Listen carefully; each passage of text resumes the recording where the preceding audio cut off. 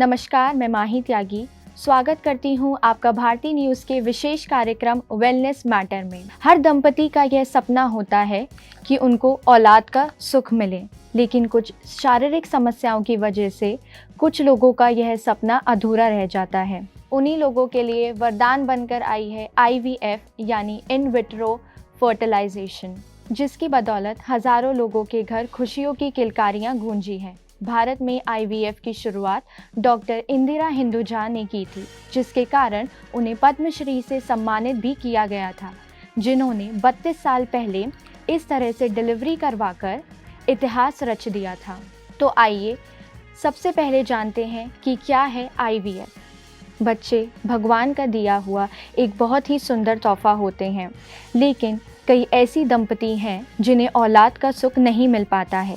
कई तरीके के इलाज भी उनके लिए कारगर साबित नहीं हो पाते हैं, लेकिन आज के समय में विज्ञान ने इतनी तरक्की कर ली है कि IVF तकनीक के ज़रिए मां बनने की उम्मीद बढ़ गई है। यह एक ऐसी प्रक्रिया है जो दिन ब दिन लोकप्रिय होती जा रही है। इस प्रक्रिया में अधिक अंडों के उत्पादन के लिए महिला को फर्टिलिटी दवाइयाँ दी जाती हैं और उसके बाद एक छोटी सी सर्जरी के माध्यम से अंडों को निकाला जाता है। इसके बाद इन्हें प्रयोगशाला में कल्चर डिश में पति के शुक्राणु के साथ मिलाकर फर्टिलाइजेशन के लिए रख दिया जाता है। यह सब अल्ट्रासाउंड के तहत किया जाता है। प्रयोगशाला में इसे 2 से 3 दिन तक रखा जाता है और इससे बने हुए भ्रूण को वापस महिला के गर्भ में रख दिया जाता है। इस दौरान ध्यान दिया जाता है कि वह सुरक्षित तरीके से भ्रूण बन सके। IVF की पूरी प्रक्रिया में 2 से 3 सप्ताह का समय लग जाता है। बच्चेदानी में भ्रूण इम्प्लांट करने के बाद 14 दिन में ब्लड या प्रेगनेंसी टेस्ट के ज़रिए इसकी सफलता और असफलता का पता चलता है। लेकिन ऐसा नहीं है कि इनफर्टिलिटी का शिकार सिर्फ महिलाएं ही हो रही हैं, बल्कि पुरुष भी इनफर्टिलिटी से जूझ रहे हैं। IVF का उपयोग करके स्वस्थ बच्चा पैदा करने की संभावना कई चीज़ों पर निर्भर करती है, जैसे आपकी उम्र और बांझपन का कारण। इसके अलावा IVF में ऐसी प्रक्रिया शामिल होती हैं जो समय लेने वाली, महंगी और आक्रामक हो सकती हैं। यदि गर्भाशय में 1 से अधिक भ्रूण रखे जाते हैं तो इसके परिणाम स्वरूप 1 से अधिक बच्चे वाली गर्भ अवस्था हो सकती है। इसे एकाधिक गर्भ अवस्था कहा जाता है। इन विट्रो फर्टिलाइजेशन बांझपन जैसी समस्याओं का इलाज है। बांझपन का इलाज करने के लिए IVF से पहले आप या आपके साथी अन्य उपचार विकल्पों को आजमाने में सक्षम हो सकते हैं, जिनमें शरीर में प्रवेश करने वाली कम या कोई प्रक्रिया शामिल नहीं होती है। उदाहरण के लिए प्रजनन दवाइयाँ अंडाशय को अधिक अंडे बनाने में मदद कर सकती है और अंतगर्भाशय गर्भदान नामक एक प्रक्रिया शुक्राणु को सीधे गर्भाशय में उस समय के करीब रखती है जब अंडाशय एक अंडा छोड़ता है। इसे ओव्यूलेशन कहा जाता है। कभी कभी 40 वर्ष से अधिक उम्र के लोगों में बांझपन के लिए मुख्य उपचार के रूप में IVF की पेशकश की जाती है। यदि आपके पास कुछ स्वास्थ्य स्थितियां हैं तो यह भी किया जा सकता है।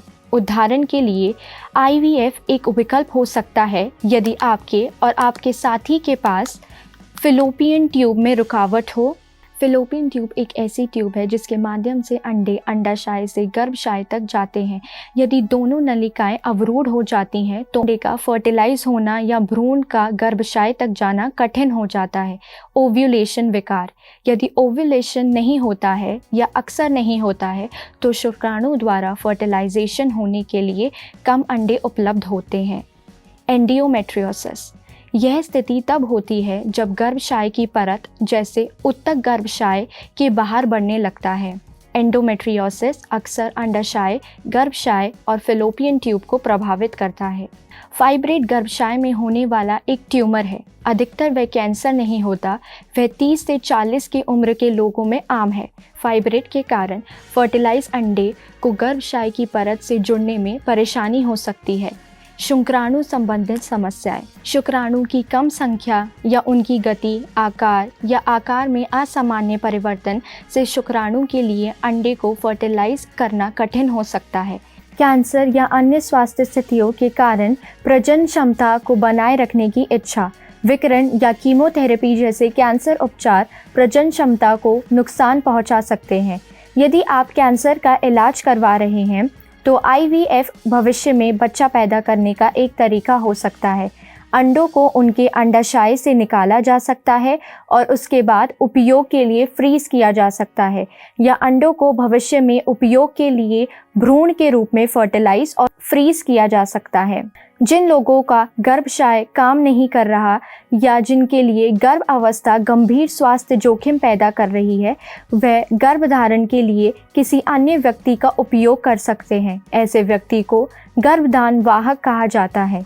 हालांकि भारत में इनफर्टिलिटी से जूझ रहे सिर्फ 1% दंपति ही इसका इलाज करवाती हैं।